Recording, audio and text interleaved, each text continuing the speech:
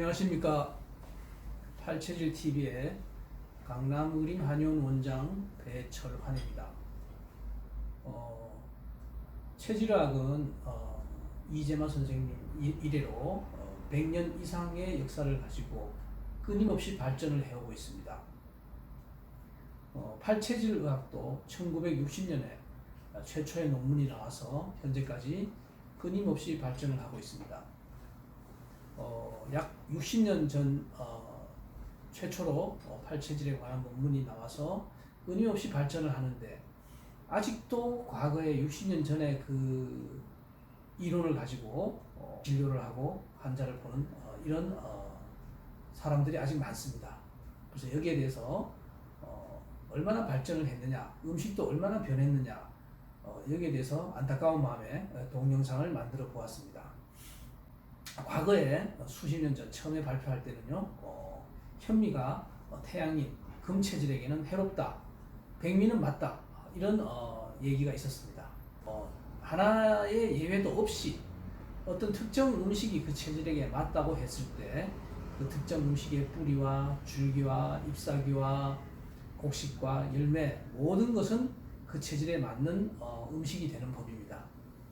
그래서 쌀이 맞으면, 내용물인 쌀이 맞으면 그 껍질, 현미, 또 그 껍질에 있는 쌀겨, 또 그 쌀의 줄기, 이것은 모두 태양인, 즉 금체질의 음식이 되고 약이 됩니다.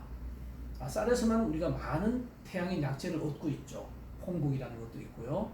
그 다음에 쌀벼의 줄기도 약으로 쓰고요. 그 다음에 벼를 싹을 낸 것을 고가라 그래서 그것도 소화제로 쓰고요. 그 다음에 쌀겨, 이것도 저두강이라 그래서 태양인의 중요한 약재로 씁니다. 그럼에도 불구하고 현미가 태양인에게는 맞지 않다는 과거의 속설이 있었습니다. 그것이 나온 연유를 보면요, 현미는 일단 백미에 비해서는 껍질이 있기 때문에 소화가 더딥니다. 그리고 섬유질도 많습니다. 그래서 현미는 반드시 깨끗이 세척한 뒤에 충분히 밥을 불리고 압력밥솥으로 밥을 하고, 또 현미를 먹는 사람은 백미보다는 훨씬 더 정성껏 씹어서 현미가 충분히 잘게 부서져서 소화 흡수가 잘 되게 해야만 백미보다 소화가 더 잘 되고 영양가의 흡수가 있습니다. 현미는 그 껍질 부분에도요, 비타민 B가 대단히 풍부하기 때문에 백미보다는 훨씬 더 이로운 음식이고, 그 섬유질이 풍부하기 때문에 태양인의 장에도 훨씬 더 유용합니다.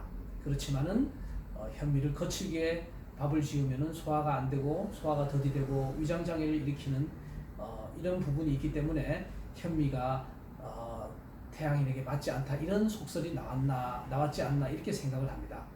그렇지만 현재 현미를 먹고 많은 사람들이 도움을 받고 백미보다도 훨씬 더 좋은 것을 우리가 체감하고 임상에서 볼 수 있습니다.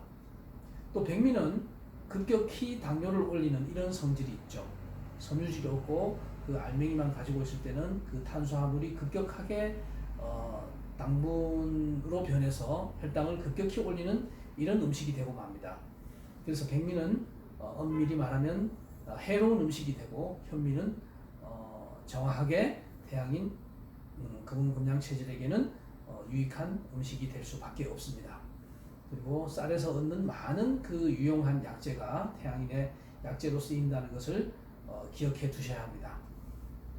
그래서 초창기 현미가 나쁘다는 이론은 단순히 현미에 비타민 B가 있기 때문에 금양 체질에게는 나쁘다, 이렇게 추정을 했는데요, 그 추정이 결코 맞지 않는다는 것을 이미 수년 전부터 그렇게 알고 있습니다. 그렇지만 과거에 그 이론을 그대로 답습하는 의사가 있다는 것은 정말로 답답하고 안타깝고, 끊임없이 학문은 연구를 해야 된다, 연구해서 보완하고 고칠 것은 고치고 추가할 것은 추가해야 된다, 이렇게 생각합니다. 그리고 또 태양인에게 청국장은 나쁘다, 이런 것을 오늘 어떤 환자분이 얘기를 했습니다. 그래서 극히 제가 이렇게 동영상을 만들었는데요, 청국장도 마찬가지입니다. 발효가 되면은 음식이 좋은 음식으로 바뀐다는 걸 몰랐던 시절에는 콩이 태양인에게 나쁜 음식이기 때문에 청국장, 된장도 먹어서는 안 된다, 이런 말을 한 적이 있지만 그것은 대단한 오류입니다.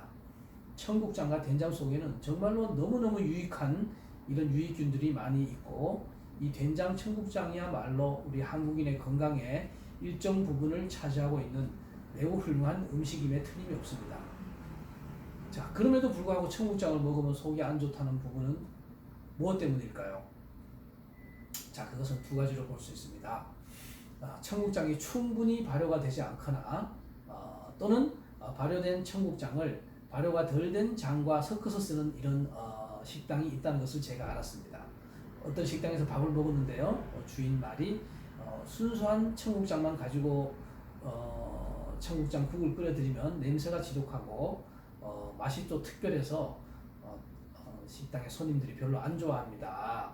그래서 청국장 오리지널과 시중에서 파는 일반 된장을 섞어서 자기는 된장을 만들어서 청국장을 끓여서 손님에게 내놓았더니 손님이 더 좋아하고 더 맛있어 해서 자기네들은 그렇게 씁니다 라고 이제 말을 하는 걸 들었어요. 그래서 이걸 보고 이 청국장이 정말 오리지널 제대로 된 청국장이 아니면 태양인은 불편감을 줄 수도 있겠다, 이런 생각을 하게 되었습니다. 그래서 청국장이 태양인에게 좋지 않다는 얘기는 제대로 된 청국장이 아닐 경우에 그럴 수 있습니다.